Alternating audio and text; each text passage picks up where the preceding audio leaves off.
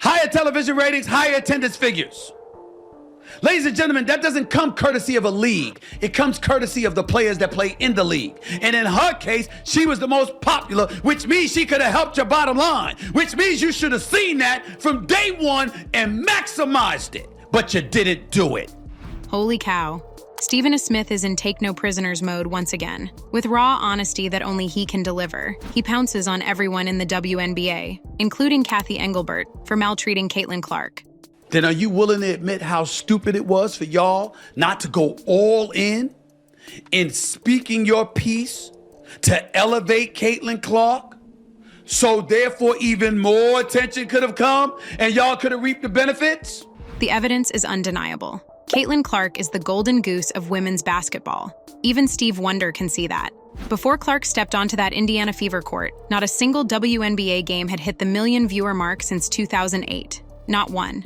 Then Clark arrived, and suddenly, we're seeing 23 games breaking that barrier, with Clark featured in 20 of them. Maybe because of this, most of the players resent her. She appears to have to be dealing with both jealousy and racism from other players who aren't as talented or as good as she is. It's awful when these girls want their 15 minutes of fame and can't get it because they're either not good or thugs. Everything just comes across as petty because it is. But here's the really disturbing thing. Her teammates do not know how to protect their star player. Throughout last season, whenever the opponents clatter Caitlin Clark, you rarely see any of her teammates jump in to fight for her. I thought I was the only one who noticed this until I saw a video where Matt Barnes spoke about it. Throughout the season, she's been getting beat up. Hard screens, elbows, knocked down. It is what it is. She's not the first. She won't be the last. My issue and my question is, where the fuck are her teammates at? Where y'all at? Where the rest of the Indiana Fever at? I've seen a couple girls smirk when she's got knocked down, half-assed to pick her up. Like, y'all supposed to protect the asset, protect the star. And all this is the team. She's the star. You always protect your star. I was someone who protected the stars. You fuck with Cole, CP, Blake, list goes on. It's going to be a problem because you guys are supposed to be a family. Before we continue, kindly subscribe to our channel and hit the like button if you haven't done that already. Now let's circle back to Stephen A. Smith. But let me quickly point this out. Some players and some fans try to reduce Clark's impact to conversations about race and privilege. Stephen A. Smith offers this reality check to people like these. And the reality is that there have been players who have come along who were not white, but looked even better and didn't get that kind of shine. Look, let's begin by acknowledging that yes, Caitlin Clark is enjoying a degree of success that no other college or WNBA athlete can boast. She's got more fans, more viewership, more jersey sales, more everything. Everybody cheers for Clark. Now we have to ask why. The lazy answer is her skin color.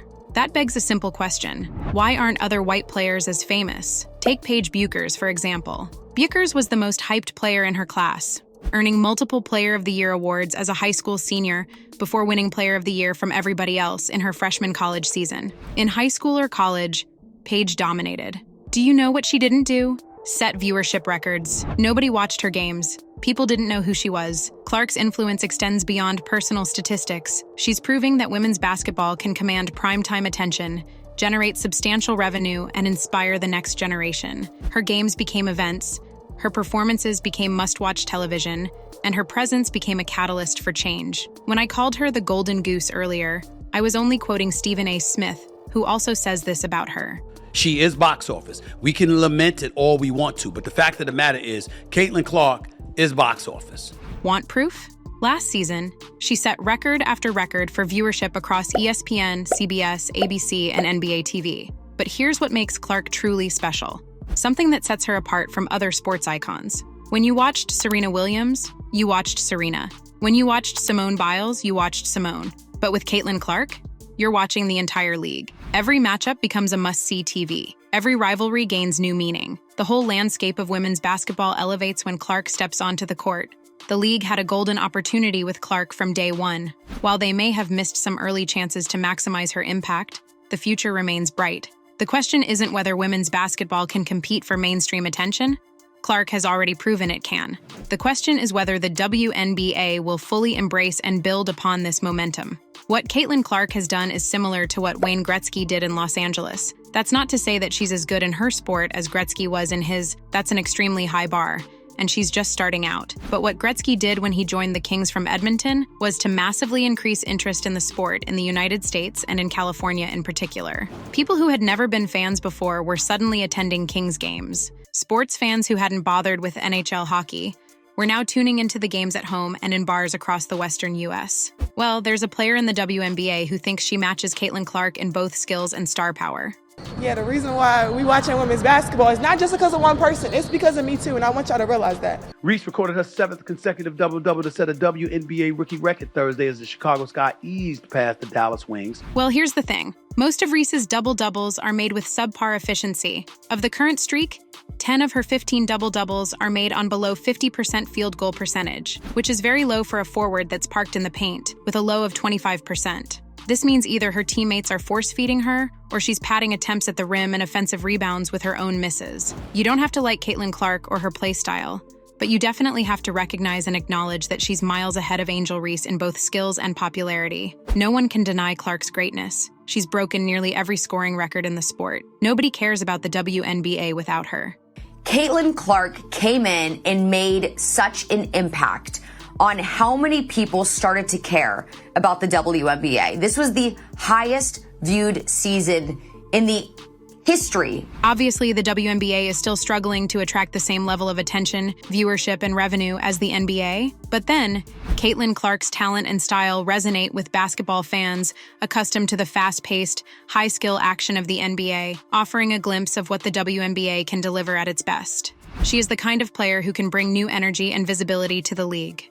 Yet, instead of celebrating her rise, some critics focus on divisive narratives.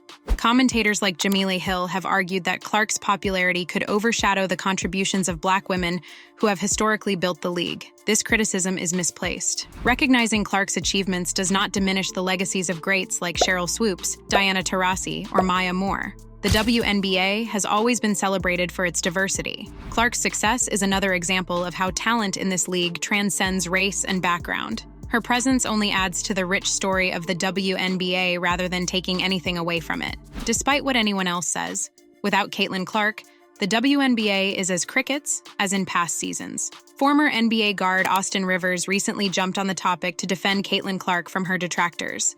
Rivers said that because he is an NBA guy, he was going to allow others to handle this conversation, but he felt that enough was finally enough and wanted to weigh in. He goes on to mention those things as not making a lot of money, actually losing money to be completely honest, Rivers said. Their athletes not being compensated properly, their athletes not being treated properly, and as a whole, their sport and brand of basketball, in terms of women playing basketball, did not garner really proper attention. Nobody really cared or paid attention to it, and that's a damn shame. Now, Caitlin Clark comes along and brings the world in and is now giving y'all that proper attention and respect. And you guys are getting these brand deals and money, and instead of being appreciative and acknowledging that, you guys are coming at her with these hate-ass comments, talking about, it's not just because of her, blah, blah, blah. Let's stop it. It's not a coincidence that you guys are just now chartering flights in her rookie year. It's not a coincidence. It's the Caitlin Clark effect.